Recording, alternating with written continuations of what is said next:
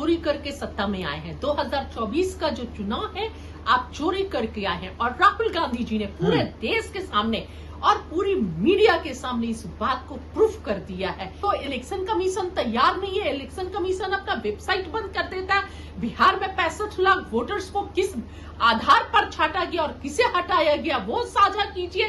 कई प्रांतों में मिलकर गठजोड़ की इनकी सरकार रही है और आप पाकिस्तान प्रेमी हमें बताते हैं देश को गुमराह कर सके। एक और गुमराह करने का नया खेल खेला जा रहा है।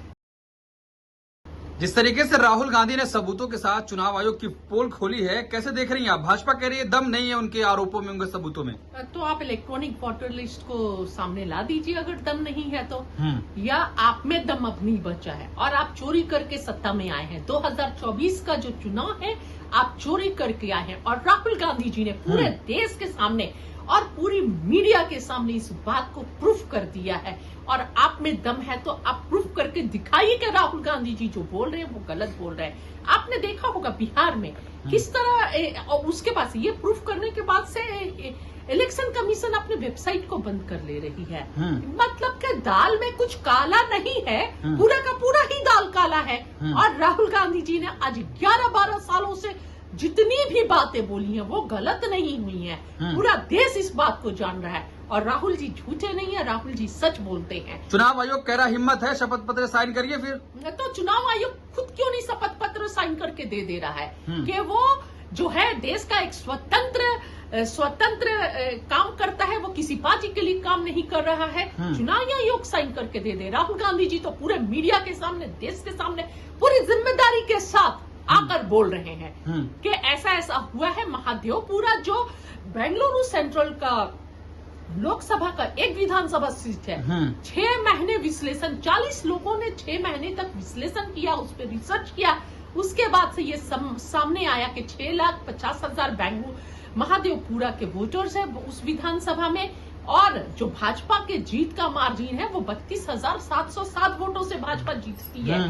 और जो फर्जी वोटर्स है वहां पर 1 लाख से ज्यादा, 1,250,000 फर्जी वोटर्स को वहां पे जोड़ा जाता है। अलग अलग माध्यम से, अलग अलग तरीके से। कहीं वो वोटर आईडी कहीं पर गलत है, कहीं पर फोटोज का इतने छोटे हैं कि पता नहीं चलता है, कहीं पर बल्क में बहुत ज्यादा वोटर्स को एक ही घर में 80 वोटर्स को कर दिए। और जब पता चलता है तो जब मीडिया वाले जाते हैं, जब चैनल जाता है तो कोई 80 लोग वहां पर थे ही नहीं। तो इस प्रधानमंत्री कह रहे हैं जब और कहीं पर फॉर्म 6 का दुरुपयोग किया जा रहा है। 33,000 से ज्यादा फॉर्म 6 का दुरुपयोग किया जा रहा है। 80 साल के लोग, 90 साल के लोग पहले वोटर्स हैं। मतलब गुमराह कर रहे हैं, आप झूठ बोल रहे हैं। और उसके बाद से आपको पता होगा अनुराग ठाकुर नहीं तो किस तरह आकर बोल रहे हैं। उन्होंने 6 सीट पर तुरंत सर्वे कर लिया, हमें 6 महीने लगे। यानी आपके पास डिजिटल वोटर लिस्ट है, इलेक्शन कमीशन ने आपको मुहैया कराया, तब आप इतने जल्दी 4 ही 5 दिन में, 1 हफ्ते में निकाल कर सामने रख दिए। यही बात कांग्रेस पार्टी बोल रही है आप हमें दीजिए। तो इलेक्शन कमीशन तैयार नहीं है। इलेक्शन कमीशन अपना वेबसाइट बंद कर देता है। बिहार में 65 लाख वोटर्स को किस आधार पर छाटा गया और किसे हटाया गया वो साझा कीजिए, वो सार्वजनिक कीजिए, उन खुलासों को सार्वजनिक कीजिए। तो इलेक्शन कमीशन सीधे नकार देता है। इसमें फिर कोर्ट को इंटरप्ट करना पड़ता है। कोर्ट बोल रही है कि आप सार्वजनिक कीजिए सारे डेटास को। सोचिए, मतलब दाल नहीं, पूरे का पूरा दाल काला है। पूरी चोरी नहीं, डकैती हो रही है। एक वोट एक अधिकार जो व्यक्ति का है, उसको अधिकार को का पूरा हनन हो रहा है और डाका डाला जा रहा है। भारतीय जनता पार्टी गृह मंत्री अमित शाह कह रहे हैं वोटर लिस्ट में गड़बड़ी नहीं है, राहुल गांधी के दिमाग में गड़बड़ी है। राहुल गांधी पर टीका टिप्पणी करके कुछ नहीं होगा। आप जितना राहुल पर टीका टिप्पणी करेंगे ना उतने छोटे हो जाएंगे। राहुल जी के बातों को गलत करके दिखाइए ना, वो तथ्यों के द्वारा बातों को आप जो फुटेज है, वीडियो सीसीटीवी फुटेज वो मुहैया करवाइए, डिजिटल वोटर लिस्ट वो मुहैया करवाइए, मशीन रीडेबल वोटर लिस्ट वो मुहैया करवाइए, तब आप राहुल जी को झूठा करार दे सकते हैं। आप मुंह से बोलकर राहुल जी को उल जलूल नहीं झूठा करार दे सकते हैं। CCTV footage, machine readable data list वो मुहैया करवाइए। आप अपने वेबसाइट जो इलेक्शन कमीशन है, क्यों बंद कर रहा है? क्योंकि दाल में काला है और चोरी कर रहे हैं, इसलिए बंद किया जा रहा है। क्या सही मायनों में चोरी हुई है कि नहीं, बस ऐसे ही? आपको सही मायने में पूछ रहे हैं? मतलब राहुल गांधी जी ने पूरे देश की मीडिया के सामने एक एक प्रूफ को दिखाया है। और क्या सबूत चाहिए आपको?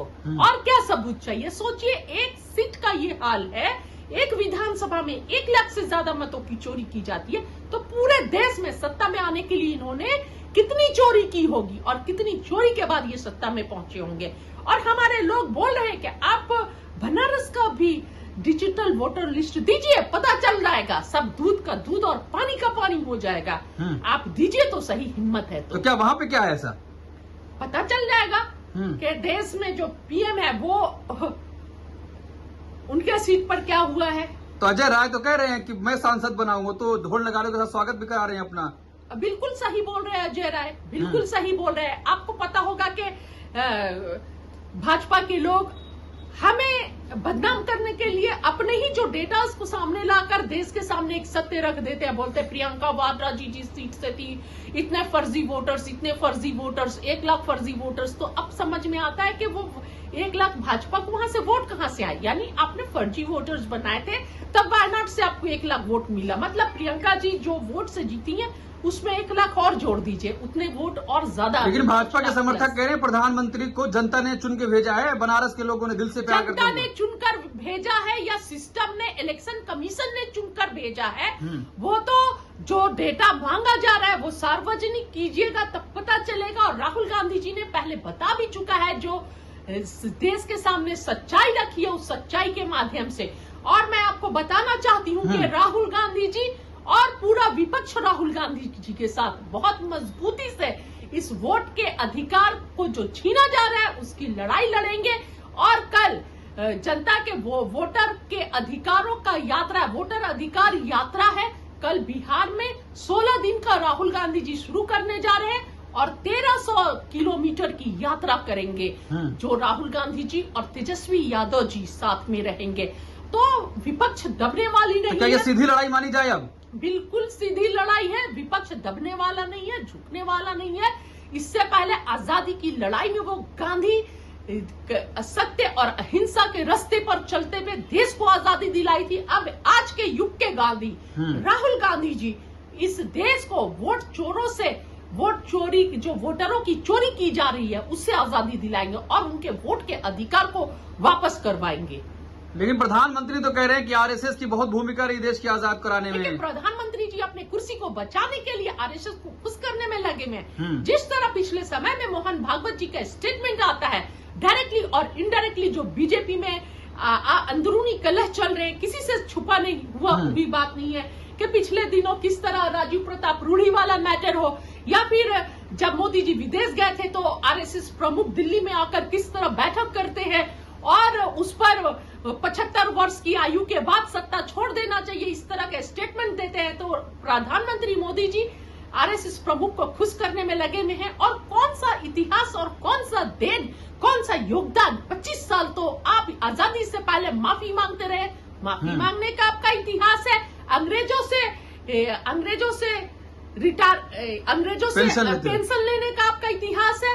देश में अंग्रेजों का साथ देने का इतिहास है। अंग्रेजों की मुखबरी का इतिहास आपका है। और आजादी के बाद 50 साल आपने संघ के कार्यालय पर 50 साल से ज्यादा तिरंगा झंडा नहीं फहराया, उसका इतिहास आपका है। और अब आप देश में ही साजिश रच रहे हैं, एसटी, एससी, ओबीसी, पिछड़ा और माइनॉरिटीज के अधिकारों को छीनने का आप साजिश कर रहे हैं। इसका आपका इतिहास है। कैसे इतिहास की बात करते हैं? कौन सा इतिहास का बात करते हैं? स्वर्णिम इतिहास तो हमारा है, कांग्रेस का है कि अंग्रेजों से लोहा लिया कांग्रेसियों ने, जेल गए, जेल भरो आंदोलन किया कांग्रेस ने लाठी खाई, गोली खाई और देश को अंग्रेजों की गुलामी से मुक्ति दिलाया। और आज आजादी के बाद भी दो प्रधानमंत्री कांग्रेस पार्टी के इस देश की मिट्टी में मिल गया है उनका खून, इस देश के लिए शहीद हुए हैं। कांग्रेस तो विभाजन की जिम्मेदार है, प्रधानमंत्री कह रहे हैं। देखिए, ये सब इतिहास को ट्विस्ट किया जा रहा है, झूठ फैलाया जा रहा है। वोटर अधिकार यात्रा जो राहुल गांधी जी करने जा रहे हैं, इससे ध्यान हटाने के लिए बहस में दूसरे मुद्दे को लाया जा रहा है। अब बताइए ना, कांग्रेस कैसे है विभाजन में? कांग्रेस कभी साथ ही नहीं दी थी। हिंदू महासभा का जो पहला राष्ट्रीय हिंदू महासभा का राष्ट्रीय अधिवेशन होता है साबरमती के तट पर, उस तट पर इन लोगों ने ये ऐलान किया कि इस देश में हिंदू और मुसलमान एक साथ नहीं रह सकते हैं। देश में पहली बार साबरमती के तट से हिंदू महासभा ने यह ऐलान किया। और ठीक फिर 1940 में जिन्ना ने भी लाहौर अधिवेशन में यही बात को दोहराई। और 1939 से 1943 तक हिंदू महासभा और मुस्लिम लीग कई प्रांतों में मिलकर गठजोड़ की इनकी सरकार रही है। और आप पाकिस्तान प्रेमी हमें बताते हैं, आपके जो एकदम आप जिनकी जो भाजपा के बड़े नेता LK आडवाणी, वो जिन्ना की कब्र में जाकर फूल चढ़ाते हैं। तो कांग्रेस को आप लोग हमेशा बदनाम करते आए हैं, देश को झूठा इतिहास बताते आए हैं। इससे कुछ नहीं होगा। आप पहले बताइए ना, आप लोग पेंशन लेते थे? पेंशन लेते थे या नहीं लेते थे? आप ये बताइए देश को। आप देश को ये बताइए कि मुस्लिम लीग और हिंदू महासभा कई प्रांतों में, बंगाल में, सिंध में मिलकर आप लोग सरकार बनाए थे। ये क्यों नहीं बताते हैं देश को? और आप लोग दोनों की आइडियोलॉजी एक ही थी, टू नेशन थ्योरी की। कांग्रेस की कभी नहीं रही है। कांग्रेस हमेशा विभाजन के खिलाफ रहा है। अरे देश की आजादी के लिए सावरकर काला पानी की सजा झेल लेते, आपके लिए माफी मांग लेते। लेकिन माफी नहीं मांगे ना। हाँ। माफी नहीं मांगे। पंडित नेहरू भी बहुत साल जेल में रहे, माफी नहीं मांगे, माफीनामा नहीं लिखे, मुखबरी कभी नहीं की। मुखबरी का इतिहास इनका है, माफी का इतिहास इनका है, अपने कार्यालय में झंडा नहीं फहराने का इतिहास इनका है। हमारा तो इतिहास है, शहीदों का इतिहास है, जो इस देश की मट्टी को हमने खून से सींचा है, खून से सींच कर आज देश को हमें हद तक लाए है। और उस देश के हर संस्थानों को और हर पब्लिक सेक्टर को आज अडानी को और अंबानी को बेचा जा रहा है। और देश को दीमक के जैसा ये भाजपा वाले चाट रहे हैं, खोखला कर रहे हैं। जो संविधान को हमने खून से सींचा है, अपने बलिदानों से, संघर्ष से सींचा है, उस संविधान को, उस लोकतंत्र को ये लोग हर रोज खोखला कर रहे हैं और दीमक की तरफ खा रहे हैं। पर कांग्रेस पार्टी और पूरा विपक्ष एक साथ खड़ा है। उस युग के गांधी राहुल गांधी, उस युग के गांधी महात्मा गांधी थे, जो आजादी की लड़ाई अंग्रेजों के खिलाफ पूरे अहिंसा के रास्ते पर चलकर सच्चाई पर लड़ी। और आज के युग के गांधी राहुल गांधी जी इन भ्रष्टाचारियों और अंग्रेज के मुखबिरों के साथ लड़ रहे हैं। और जो वोटर के अधिकारों की रक्षा करेंगे, देश के युवाओं को नौकरी दिलाएंगे और हर जुल्म और शोषण के खिलाफ लड़ेंगे, वो आज के युग के गांधी है, राहुल गांधी। और हमें फक्र है कि हम राहुल गांधी जी के साथ, राहुल गांधी जी के पीछे खड़े हैं, मजबूती के साथ खड़े हैं। लेकिन राहुल गांधी तो अधिकारियों को धमकी दे रहे हैं कि जेल में डाला जाएगा आपको। बिल्कुल राहुल गांधी जी सही बोल रहे हैं। किन्हें डाला जाएगा?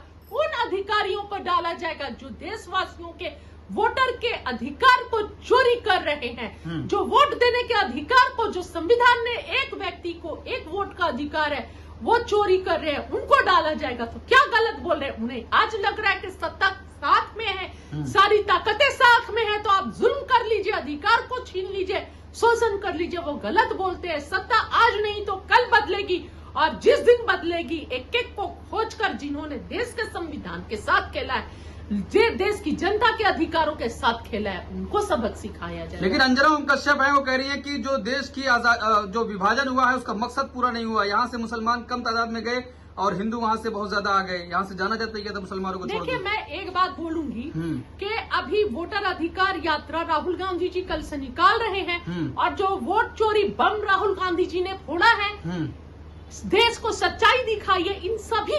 इन सभी मुद्दों को ढकने के लिए, इन सभी मुद्दों को दबाने के लिए इस तरह का ये अंजना ओम कश्यप और इन जैसे सरकार के चाटुकार एंकर कर रहे हैं, ताकि देश को गुमराह कर सके। एक और गुमराह करने का नया खेल खेला जा रहा है। लेकिन देश की जनता समझदार है, सब समझ रही है।